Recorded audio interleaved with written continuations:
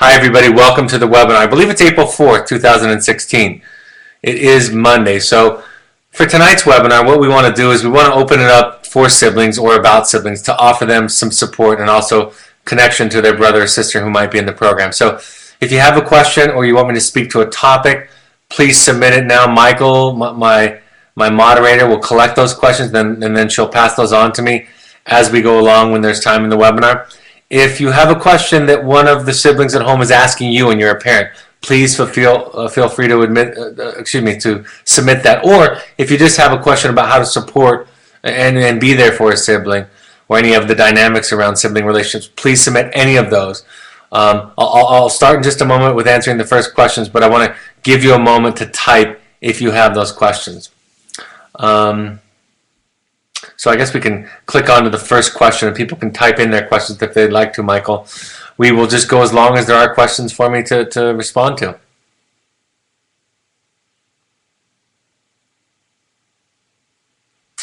What is the daily schedule actually like? In fact, I should have pulled this up, Michael. But the daily schedule, I'll use this as a reference point. Imagine that was, I wonder if I can make that twist. No, I don't think I can, so I apologize. So we'll just have to imagine that this is correct. We'll start down here. So basically what happens throughout the day, 5 days a week, we're typically moving, hiking. This is a primitive living model, and what that means is that they're hiking with everything on their pack. They get resupply for food twice a week, and they can get supplies every day as needed. But most of the time we're hiking and moving. We want to do that because we think exercise and enjoying the scenery are an important part of mental health, of good emotional health. So we're moving a lot. We're also doing hard skills like building fires by rubbing sticks together, or building leather goods or other crafts, learning how to build a shelter, different chores throughout that are important for the camp. In the morning we're having an orientation, a breakfast time, and then typically there's two formal groups during the day, a morning group and an evening group. Sometimes there might be a formal group in the middle of the day, but all throughout the day there can be any number of groups that are initiated by any of the clients or students in the program. So if you're having a rough time, if you're not getting along with something, if the group isn't functioning well, you can call a standing group. And then everybody stops what they're doing and they come over and they circle up. And then they can talk about it, and the staff help to support and facilitate those groups. There's time for lunch, there's time for personal time every day where they're working on letters or therapeutic assignments that are handed down by the therapist. They're also often reading throughout the day, so there's hiking and moving and lunch and reading. We try to play games every day. As long as the group is functioning well, we're playing games, and those can be therapeutic games or just games for fun. In the evening, they get to a new campsite, and it takes time to set up camp, to make the fire, to do all the evening chores. They rotate those chores every day. Somebody is typically in charge of the chore list. That's often the most senior member of the group. And then they rotate the chores every day, so they have a new chore every day. They have dinner preparation and eating. Then they'll have a formal group therapy session at night. Sometimes they'll play games or sing a song or read together before they go to bed. You'll see on the optional items, they'll have the standing groups, I mentioned that. Individual sessions, not just with the therapist. The therapist is out there 2 days a week, and those are typically layover days, which means the group isn't moving during those days. They're also having showers on layover days and getting food resupplies, like I said. So they can have individual sessions with the therapist, but also with the individual staff member that's assigned to them for the week. The staff come in for 8 days, and they don't leave for those 8 days, and they overlap on Tuesday. So they're all there on Tuesday, but there are 3 or 4 or 5 staff per group, and they are there for those 8 days overlapping on Tuesday. Sharing information, talking about what went on during the week. Like I said, there's 2 pieces or 2 sections of curriculum. There's the emotional curriculum or the soft skills, and then there's the hard skills, which are the crafts and fire making and building shelter and so forth.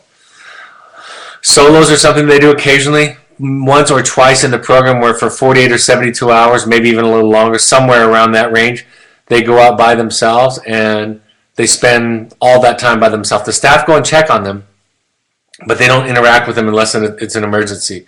And they have time to sit by themselves, to really be introspective, to feel and to think. It's time to spend time with themselves. Oops, my microphone fell. I hope that wasn't too loud. Sorry about that. and spend time by themselves and see how they like the company. And the last thing I have on this, I'm sorry this is sideways, I hadn't seen it before since we had this new platform. It's grist. Everything becomes grist for the therapeutic mill. And what that means is everything becomes therapy. Wilderness therapy really takes time to pause and look at the therapeutic implications for everything. And so the clients will say that days feel like weeks and weeks feel like days because so much goes on in a day. But then after a while, it starts to blend together, and you're surprised how fast it goes. And so really, we spend time asking them, how are you feeling, what's going on for you, teaching all of them how to feel.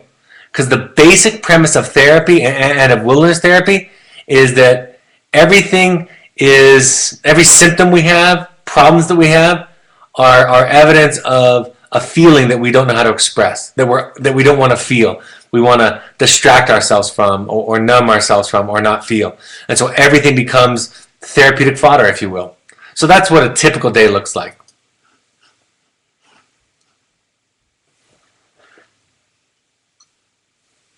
How many kids are in the group, are on the trip? Are they around the same age? From a 19-year-old. So group sizes are between 6 and 11. So 8 or 9 is about average. They're all around the same age. Typically, we have young adults and we have adolescent groups. And they're really organized by the therapist of that group's specialty. So if the therapist specializes in mood disorders like depression and anxiety, or substance abuse disorder, or autism spectrum disorder, failure to launch issues. So they're organized around those topics, those issues. And many therapists, of course, have a skill set that's not just one issue. But that's how they're fit into the group. And there are always clients or students. We call our young adults clients. We call our adolescent students. There's always clients or students coming into the group in a given week and then leaving. So it's what we call open enrollment. So there's people that have been in the group 8, 9, or 10 weeks, and there are people that have been in the group just 1 or 2 weeks. They don't move groups during their stay, but they have opportunities to be the senior member, the mentor of the group, and the new student in the group. So that's how it's organized. And so if depending upon the numbers of students, that's what the staff size will be. So groups that might be around 6 are only have 3 staff. Groups in the 8 or 9 range are going to have 4 staff. Sometimes groups in the 10 or 11 stage are going to have 5 staff. So there's some flexibility there, but we want to make the state ratio says we have to have 4 to 1 student to staff. We typically shoot for 2.5 to 1. So for every 2.5 students, we have 1 staff. And then 1 staff member is assigned to your brother or sister for that week. They call them the DAPs, which is a name based on the paperwork that they have to fill out each day called the Daily Assessment and Planning Sheet, DAPs, DAPS. So your brother or sister have a DAPS assigned to them for that week. And then there's 1 therapist for the group typically. Unless the groups are combined like we do in the wintertime sometimes, then there might be 2 therapists in the group and they come in for 2 days a week.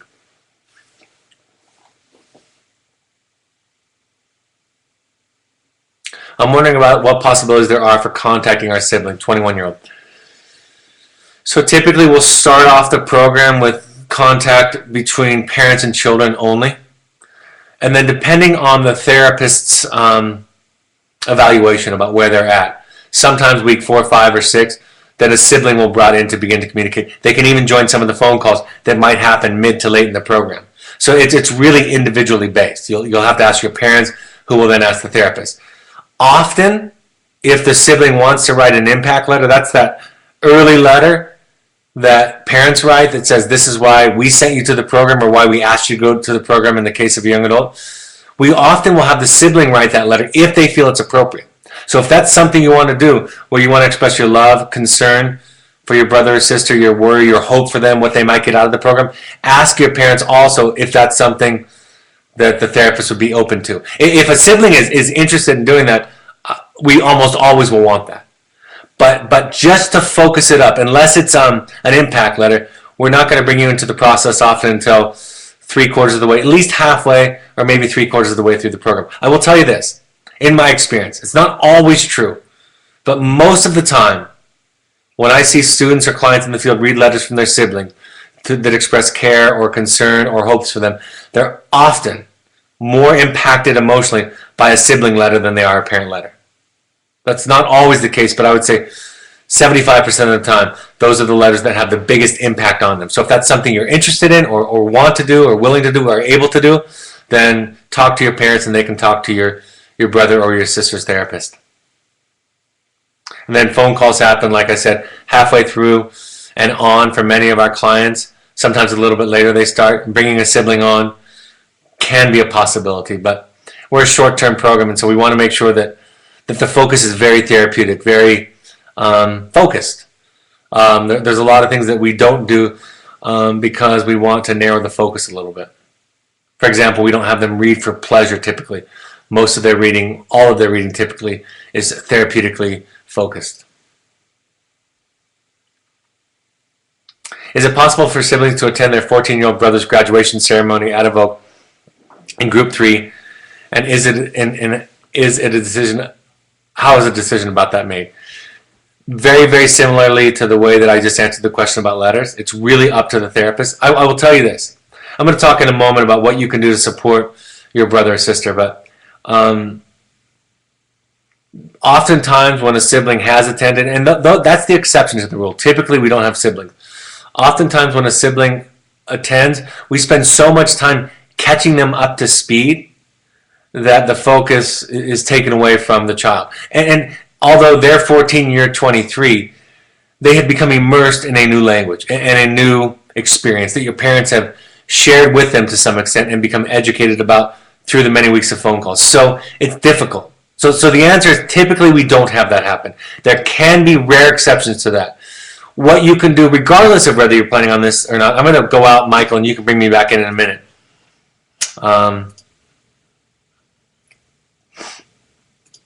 What you can do, I'm going to get rid of that pointer.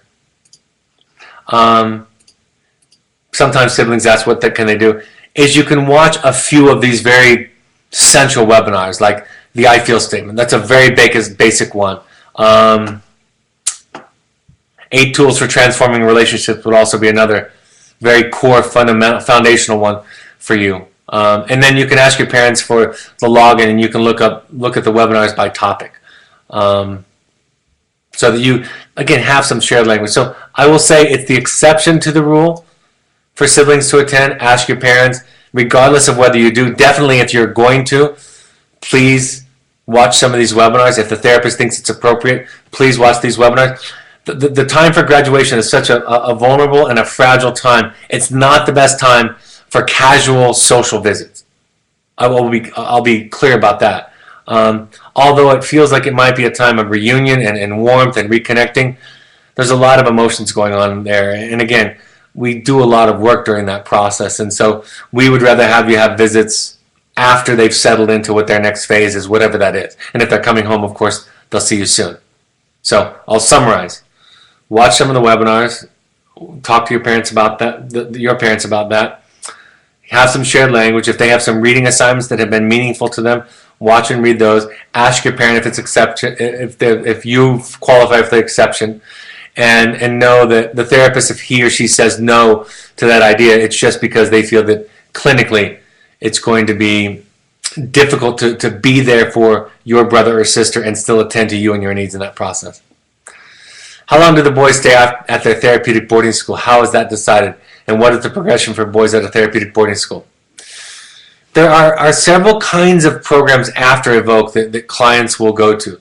Some are called residential treatment centers. Those are typically shorter in length, might be 5 to 10 months. And that's going to be more therapeutic. A therapeutic boarding school is another level of care. So it's not as clinical as a residential treatment center. And there are several variations in and around those two. And a therapeutic boarding school is often going to be 9 months to 18 months. It's going to be more mainstream, more like home. Often several family visits, several phone calls during visits to the program and to home during that process to give everybody practice. So those are a little bit longer. The way that that's decided is the therapist at Evoke will give your parents, and if your parents are working with an educational consultant or a home professional who knows programs, they'll give them updates. What's working? What doesn't work? What's your brother or sister responding to? What are their needs? So they start to develop criteria. And then the home professional will take that criteria all those things that are being described, all that evaluation. Sometimes it's along with psychological testing. And they'll translate that into a therapeutic program afterwards, a level of care, a fit, what works for them. Some of them might do outdoors, some of them might do a lot of travel, some of them might be very artistic, some of those might be very academically rigorous. Some of those are going to be very clinically and psychiatrically supported. So your therapist at Evoke, your brother or sister's therapist at Evoke is going to be communicating constantly with your family and with the professionals working with your family at home to make sure that the fit, the aftercare plan, is the best possible fit. And then your parents decide it. If it's a young adult, I think this is the one with a 14-year-old. If it's a parent, they're going to make the decision. They'll listen to the child's input, and they'll consider their requests, of course. And with young adults, it's a little bit different because they have, in almost all cases, they get to decide. And, of course, they're negotiating that and dialoguing that with the therapist at Evoke and with their parents at home, and sometimes they're even talking to the programs themselves. And they'll often have more of a say, of course, because they're adults and they can choose in the process. So they might be given 2 or 3 choices, and they might be able to choose from that by phone calls or brochures or something like that. I'm interested in the expectations for my brother upon completion of the program. Well, we start to develop those ideas the minute that your parents enroll him or her in the program, your brother, him in the program. So part of it is about teaching your family, your parents, new boundaries, new limits. We teach a lot about boundaries. So, for example, in these webinars, there's more than just these webinars. There's 100 or so. We're talking to your parents about codependency with their children. We're talking about healthy emotional boundaries you see on the page, and there's several others there. And so the expectation, here's what I say to families, and this would apply to the young adult brothers and sisters on the phone, or excuse me, on the webinar right now. The best way to approach that, this is going to sound a little bit crazy at first, but the best way to approach your brother or sister coming home is expect them to be the exact same as when they left. Now, I don't think that's true, but follow me. And then, how are you going to respond differently? How is the family, specifically the parents, going to respond differently? And so they're going to have slip-ups. They're going to have regression. The research shows that there's a dip after a honeymoon, and then there's a slow rise. Oftentimes, the skills and the insights go a little bit dormant for a little while. Not back down to the level that it was before. The research doesn't show that, but it dips a little bit, and then it goes back up. So the expectations are set up between your brother or sister and your parents. Oftentimes there's a contract that's written, and some of you have had contracts at home and they didn't work, but the contract isn't for the child. The contract is for the parents, so the parents are clear. But the parents hopefully have a new way of relating to your brother or sister and their problems. Hopefully they have a new way of relating to all of you. So you can expect for your child, for your brother or sister to have a new set of skills and a new set of insights, but many cases it requires that structure for them to be willing to do it. I'll tell you something cool about this before I go into this next question. We've worked with aftercare programs for years now. And I had the owner of an aftercare program, a home-based program, tell me this one time. There's basically 3 categories of people returning home from wilderness. There are the ones where the parents are highly motivated and the child is motivated. And those cases, of course, go very well. Then there's the cases where the child isn't motivated and the parent isn't motivated. And of course, those cases don't go well at all. Then there's the cases where the child is not motivated and the parent is motivated. And what the owner told me was they have almost the exact same success rates in the cases where the parent is motivated in doing their work. Doing their work. They have almost the exact same success rates where the parent is motivated and the child isn't, as when they're both motivated. And so I think that if parents are hoping that everything is going to be magically changed and the child's going to come home with unwavering motivation, I think you're setting yourself up for something. And to be more clear about it, and I'm a parent, and I talk about that all the time on these webinars, if that's the expectation, that a child is just going to do it right and do it well, and you're not going to have to do your hard work about setting boundaries and doing your own work, you're hoping for something that's unrealistic, and you're really hoping them to do the work for you. And the hardest thing to do as a parent, as a person, is to be required to set your own boundaries to have a healthy relationship. So, Motivated children and parents have success, and motivated parents where children aren't motivated have almost equal levels of success, according to the owner of an aftercare program I talked to. And by the way, it's not just one, but this one has done some research on it and shared that with me. How much therapy education is based around family living? Our brother enrolled in the program has voluntarily withdrawn from all family life.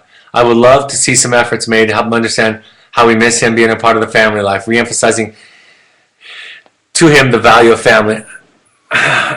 All of it. We spend a tremendous amount of time on family and relationships. Family is the most important relationships. It's the most important indicator of your mental health and spiritual health and emotional health. And so we say to them the same thing I just said to you, which is, don't expect anybody to change, but how are you going to deal with them? How are you going to connect to them? And what's going on? Part of the separation in our program, having them out there in the wilderness like they are, is to give them a time to get some grounding, to get a foundation so that they are capable of healthier relationships, the most important of which is family. So it's incredibly critical. And most adolescents or young adults will often try to solve the problem of family by just cutting them out. And you haven't solved anything. You're going to recreate those relationships in your life over and over again unless you resolve your part of the issue. And the groups out there become a microcosm of the family. They develop the same kinds of relationships with the same kinds of people that they had at home. And we put a magnifying glass or a microscope on all of that all of the time. The letters are really important. So yeah, it's a huge, huge part of the program. Fundamental to the program. And hopefully we see a shift in the entire family. Does the program simply end after the 6 to 8 weeks or so, or is there some midway point for the kids to ease re-entering society? There's not a midway point for them to come back. We introduce phone calls, family visits midway through, often, and then sometimes a second visit. Oftentimes they'll go to an aftercare program. Many of them do. Around 75% of our clients and students do. I don't know if that's the case for your brother or sister. And so that's a step down, a transitional program often. So we hope that the family, if they're going to go home, if they're the rare exception, the rarer exception, they're going to go home after this, we ask families to start going to, let me click on a couple of slides here, Michael. I'll go to the end. This is what is on every webinar. We ask parents to go to workshops, if they can. We want every parent to go to a workshop. We ask them to go to their own private workshops and intensives. There are Heroic Journeys ones, which are for the whole family. There are Finding You ones, which are for individuals, parents or young adults. We have parent support groups all throughout the country in some of the major cities. These webinars are a lifetime membership, so you have these free for life. You have the Pursuits program, which are for families or young adults. We ask all families to go to 6 of these meetings while their children are with us. We ask them to get a home therapist. So you can go back, Michael.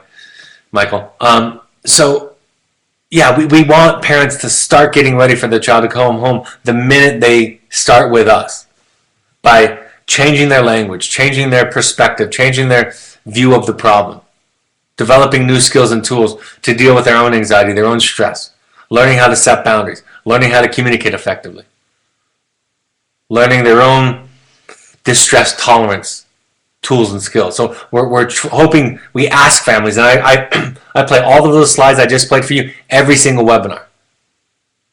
And each week your parents have, when they log into their private parent portal, they have a series of assignments that come up that get them ready for that. So it's something we think about from the beginning. Our son is 17 and almost 18. He lost his older brother a few years ago to abandonment. He threatens to leave as soon as he becomes 18 in 1 month. Is there some advantage for him to be in a group that has older guys as an example of young men, kind of a replacement mentor sibling? Yeah, that's a possibility for sure. And at both locations we have those types of groups. But oftentimes the staff become the mentors, and the staff are young adults. Staff are typically 21 to 28 years old. Some are older.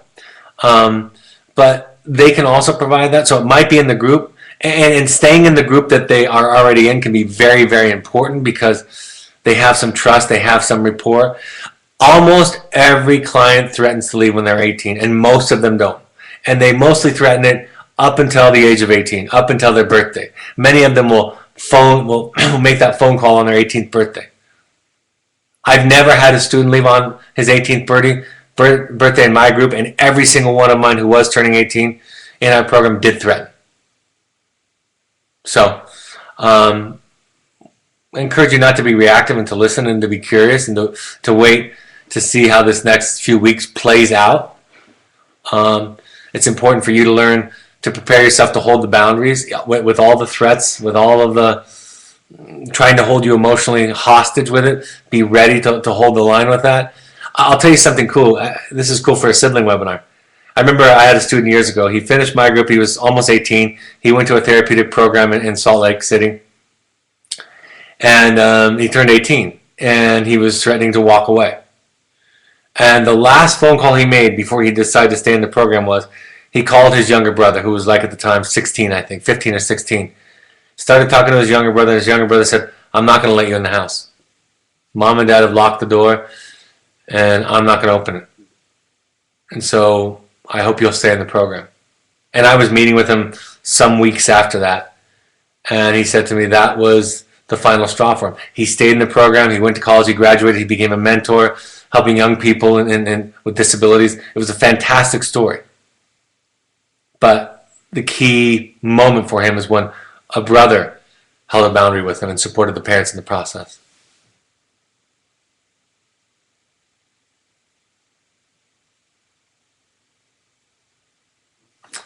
All right, I'll go through the slides again, and then if there are any other questions, I can answer them.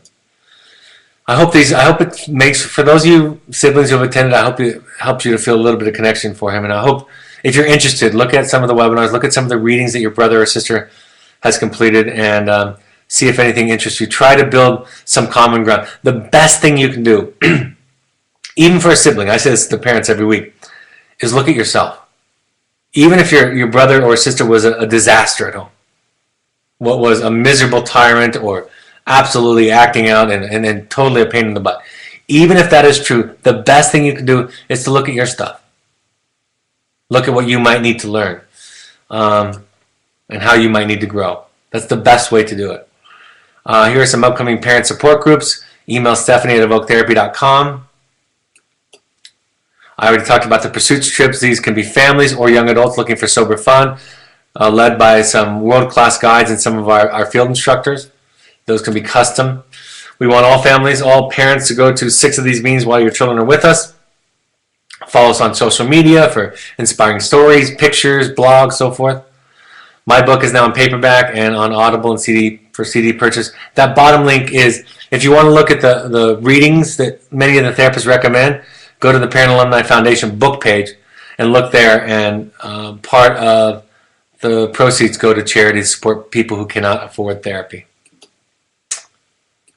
All right. Any other questions before I wrap up?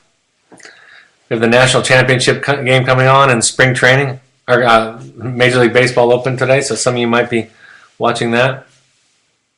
I always wear my Angels jersey to celebrate spring training, or opening day. All right, folks, I hope it helps you to feel more connected. The next webinar is on grief on loss. It's Monday, the 18th. I'm going to be running an intensive all week next week, so I won't be available for webinars. Take advantage of our library. Look them up by topic. Ask your therapist for any suggestions, and I'll also take suggestions. So have a great week. Have a great night, and I'll talk to you on the 18th. Bye-bye.